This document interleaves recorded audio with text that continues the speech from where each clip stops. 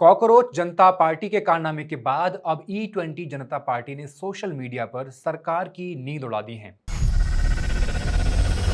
Mileage कम हो रही है। क्या गाड़ी को फायदा हो रहा है? नहीं, गाड़ी का भी नुकसान हो रहा है। हम सब मिलके जब आवाज उठाएंगे, पूरा देश की गाड़ी को खत्म कर दिया नितिन गडकरी ने। अभी मारिया और कल नहीं आया कंपनी में पक्का ताला हम मार दिया। नहीं होता है, स्टार्टिंग का भी प्रॉब्लम हो। हाँ। लोग पोस्ट कर रहे हैं कि धर्मेंद्र प्रधान के बाद अब नितिन गडकरी का नंबर है। इस बार मुद्दा शिक्षा के बाद पेट्रोल का उठाया जा रहा है। आम आदमी पार्टी के मनीष सिसोदिया से लेकर तमाम बड़े वरिष्ठ पत्रकार लोगों से E20 जनता पार्टी के साथ जुड़ने का आग्रह कर रहे हैं। आखिर देश की राजनीति में चल क्या रहा है? जेनजीज का प्रोटेस्ट खत्म हुए 2 दिन भी नहीं हुए, एक नया प्रोटेस्ट खड़ा करने की तैयारी शुरू हो चुकी है। कब से शुरू हो सकता है ये नया प्रोटेस्ट? क्या है E20 जनता पार्टी की मांगें? सीजेपी के पीछे अभिजीत दीपिके थे, ईजेपी के पीछे कौन है? और आखिर में जानेंगे क्या वाकई सरकार चोरी छुपे एथेनॉल ब्लेंडेड पेट्रोल पॉलिसी को धीरे धीरे खत्म कर रही है? जानेंगे इन सभी सवालों के जवाब फैक्ट्स एंड फिगर्स के इस एपिसोड में।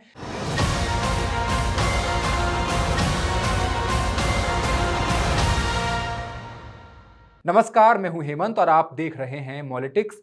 कॉकरोचेस के प्रोटेस्ट के दौरान अगर आप जंतर मंतर पर रहे होंगे तो एक कोने में आपको एथेनॉल ब्लेंडेड पेट्रोल के खिलाफ एक छोटा सा प्रोटेस्ट करते हुए कुछ लोग जरूर दिखाई दिए होंगे। E20 प्रोटेस्ट को लीड करते हुए दिखाई दिए होंगे आपको तहसीन पूनावाला। 31 जुलाई को इंडिया गेट से संसद तक मार्च करने को बोल रहे हैं। सोशल मीडिया पर लोग इसे जेनजी प्रोटेस्ट का सीजन 2 कह रहे हैं। बातें कुछ ऐसी हो रही हैं कि जेनजीज के पास कार तो होगी नहीं, तो क्या वो पेट्रोल का मुद्दा समझ पाएंगे? ऐसा क्या है जो उनको इस प्रोटेस्ट में शामिल होने के लिए अट्रैक्ट करेगा? रील कंटेंट या फिर देशभक्ति? कमेंट करके बताइए। बहरहाल जो भी हो, मीम्स बनते रहने चाहिए और विरोध अपनी अपनी भाषा में दर्ज कराया जाना चाहिए। E20 जनता पार्टी की एक मांग यह है कि E20 पेट्रोल के साथ साथ 100% शुद्ध पेट्रोल का विकल्प भी हर पेट्रोल पंप पर दिया जाना चाहिए, ताकि लोग अपनी गाड़ी के हिसाब से खुद तय कर सकें कि उन्हें कौन सा ईंधन, कौन सा फ्यूल इस्तेमाल करना है। दूसरी मांग यह है कि पेट्रोल पंप्स पर हर फ्यूल की लेबलिंग एकदम क्लियर की जानी चाहिए, लोगों को पता रहे कि वे कौन सा पेट्रोल खरीद रहे हैं। तीसरी मांग है सरकार उन सभी स्टडी और रिपोर्ट्स को पब्लिक करे जिनमें E20 से माइलेज, इंजन की परफॉर्मेंस और मेंटेनेंस कॉस्ट पर पड़ने वाले असर का आकलन किया गया है।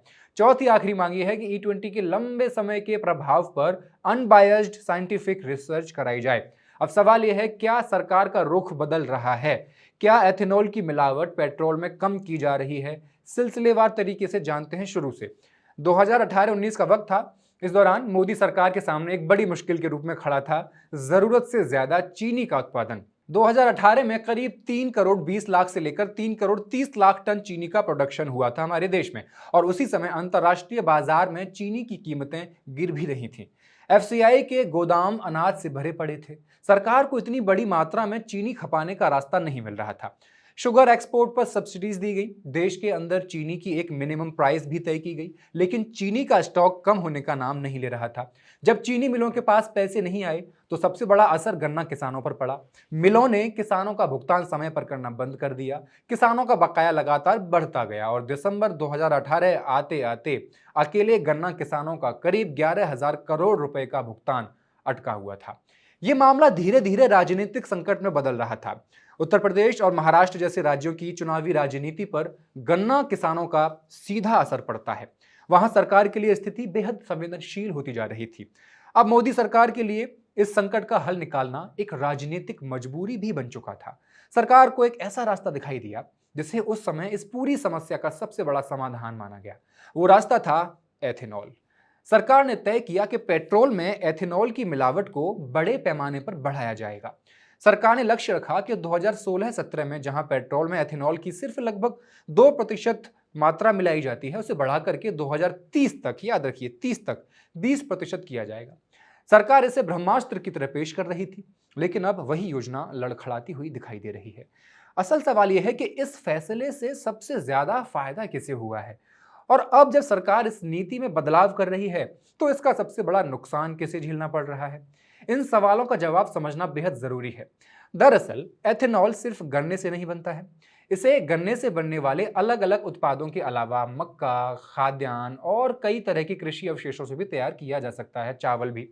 लेकिन साल 2018 में भारत की सबसे बड़ी समस्या यही थी कि गन्ना और उससे बनने वाली चीनी जरूरत से कहीं ज्यादा पैदा हो रही है। यानी एथेनॉल बनाने के लिए कच्चे माल की कोई कमी नहीं थी, बल्कि भारी मात्रा में स्टॉक मौजूद था। सरकार ने इसी स्टॉक को एक मौके की तरह देखा, लेकिन इसका एक और बड़ा राजनीतिक और आर्थिक फायदा भी था, जिसका सरकार ने खुलकर प्रचार भी किया। इसलिए एथेनॉल अब 3 योजनाओं का हिस्सा बन गया था: देश की एनर्जी पॉलिसी, किसानों की आय और सरकार की राजनीतिक रणनीति। ये 3 थे। कैसे? एथेनॉल सिर्फ चीनी उद्योग को बचाने का जरिया नहीं था, भारत की तेल पर बढ़ती विदेशी निर्भरता को कम करने का भी था। उस समय देश में क्रूड ऑयल का डोमेस्टिक प्रोडक्शन लगातार घट रहा था। साल 2013-14 में भारत ने लगभग 3 crore 78 lakh ton crude oil का प्रोडक्शन किया था। 2017-18 तक ये घट करके करीब 3 करोड़ 57 लाख टन रह गया। यानी हम पहले से भी ज्यादा विदेशी क्रूड ऑयल पर निर्भर हो रहे थे। प्रधानमंत्री मोदी ने 2015 में वादा किया था कि भारत की इंपोर्टेड क्रूड ऑयल पर निर्भरता को 77% से घटाकर 2022 तक 67% पर लाया जाएगा। लेकिन हुआ इसका एकदम उल्टा। डोमेस्टिक प्रोडक्शन घटता गया। नतीजा यह हुआ कि 2018 तक भारत की इंपोर्टेड क्रूड ऑयल पर निर्भरता बढ़ करके लगभग 83% तक पहुंच गई। यहीं से एथेनॉल सरकार के लिए एक रणनीतिक हथियार बन गया।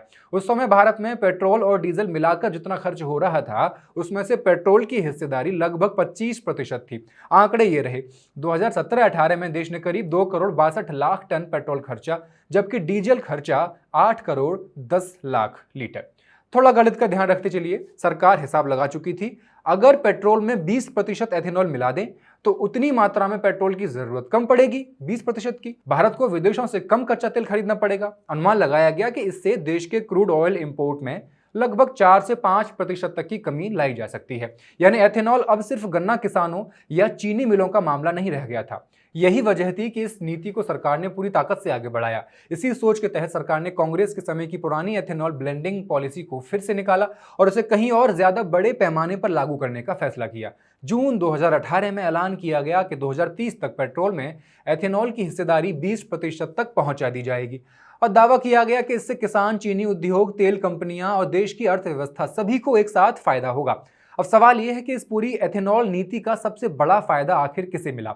अगर इस पूरी व्यवस्था को ध्यान से देखें तो इसमें 3 सबसे बड़े खिलाड़ी निकल के आते हैं। पहला, चीनी और एथेनॉल बनाने वाली कंपनियां। दूसरा, ऑयल मार्केटिंग कंपनियां यानी कि OMCs जो पेट्रोल और डीजल बेचती हैं। और तीसरा, वो आम लोग, हम और आप, जो पेट्रोल से चलने वाली गाड़ियां चलाते हैं, यानी कि करोड़ों कार और स्कूटी, बाइक के मालिक।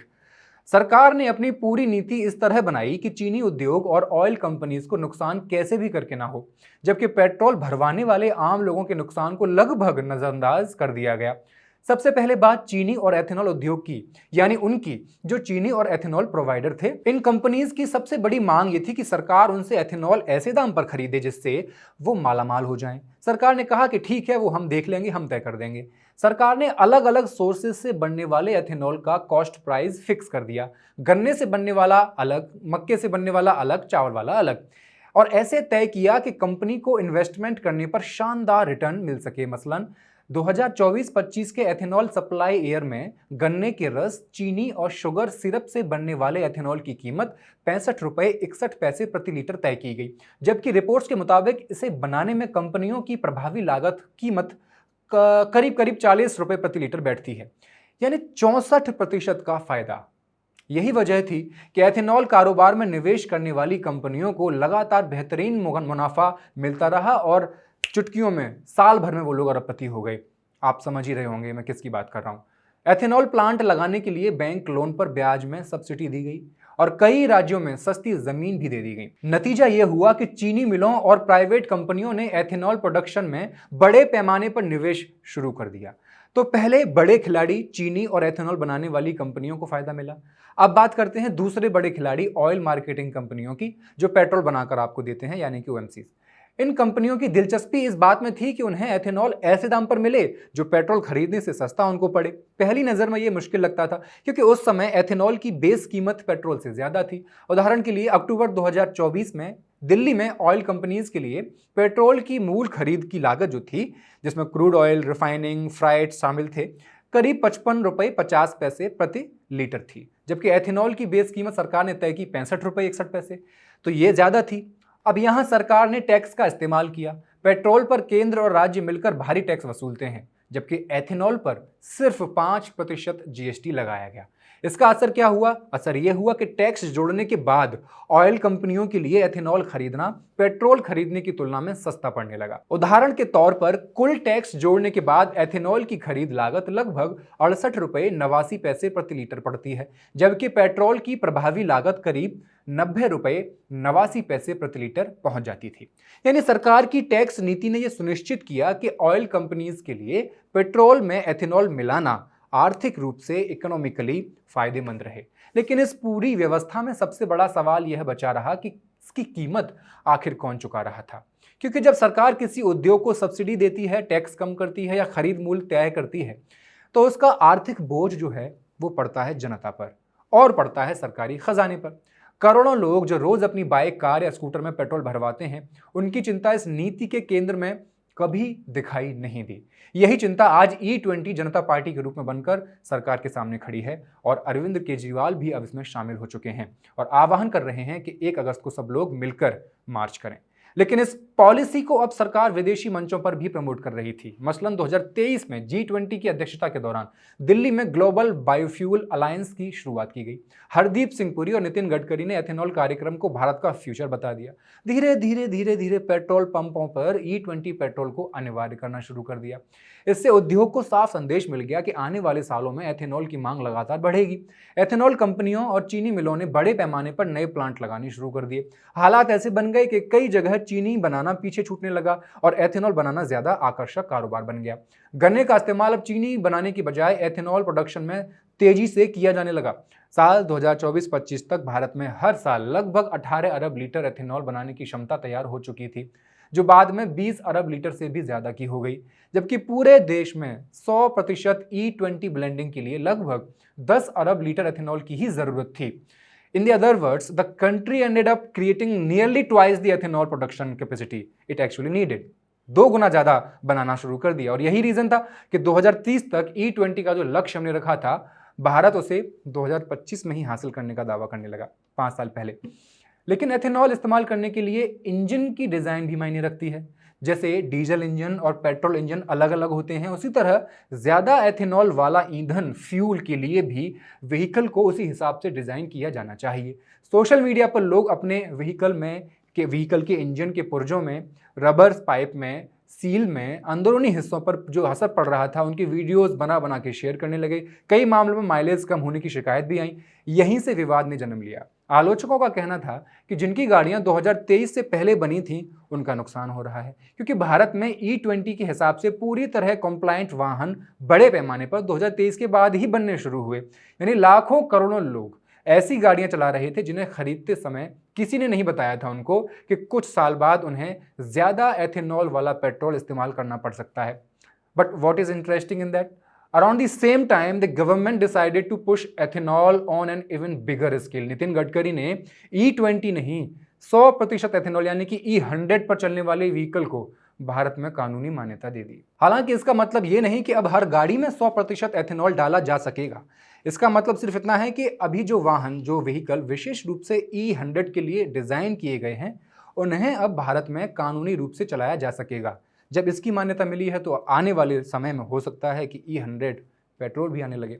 अब ऑटोमोबाइल कंपनीज भी अपनी रणनीति बदल रही हैं। Maruti Suzuki, hero MotoCorp, Toyota, Suzuki और हुंडई जैसी कंपनियां ऐसे फ्लेक्स फ्यूल व्हीकल्स लॉन्च कर रही हैं जो E85 या E100 जैसे हाई एथेनॉल ईंधन पर भी चल सकते हैं। रिपोर्ट के मुताबिक मारुति सुजुकी की फ्लेक्स फ्यूल वैगनार और हीरो मोटोकॉर्प की कुछ मोटरसाइकिल्स पहले ही पेश की जा चुकी हैं, जबकि आने वाले महीनों में और मॉडल बाजार में आने की तैयारी है। लेकिन आम लोगों के भारी विरोध के बाद अब इस पूरी एथेनॉल नीति को लेकर सरकार के रुख में भी बदलाव के संकेत शायद दिखाई देने लगे हैं। सरकार अब पहले जैसी आक्रामक स्थिति में नहीं लग रही है और E20 नीति को लेकर बैकफुट पर आती नजर आ रही है। और इस प्रोटेस्ट के बाद जो CJP ने किया है, नितिन गडकरी जो a few weeks ago diesel गाड़ियों में 15% आइसोब्यूटेनॉल ब्लेंड करने की बात कर रहे थे, अब इस मुद्दे पर लगभग चुप से हैं। डीजल में आइसोब्यूटेनॉल और पेट्रोल में E25 या E85 लाने की चर्चाएं भी फिलहाल ठंडी पड़ गई हैं। तो क्या सरकार को लगने लगा है कि E20 पेट्रोल से कुछ वाहनों में माइलेज कम होने की शिकायतें पूरी तरह नजरअंदाज नहीं की जा सकती? क्या आगे चलकर सरकार को यह भी स्वीकार करना पड़ सकता है कि कुछ वाहनों में तकनीकी नुकसान की आशंकाओं की भी जांच और समीक्षा करनी होगी? इन सारे सवालों के जवाब अभी मिलना बाकी हैं। आपकी क्या राय है, हमें कमेंट सेक्शन में लिखकर भेजते रहें। और जो नया प्रोटेस्ट शुरू होने की बात हो रही है EJP यानी कि E20 जनता पार्टी की, उसको लेकर आप क्या सोचते हैं, कहां तक जा सकता है ये, वो भी हमें कमेंट में करके बताएं। और देखते रहें मॉलिटिक्स। बहुत बहुत शुक्रिया।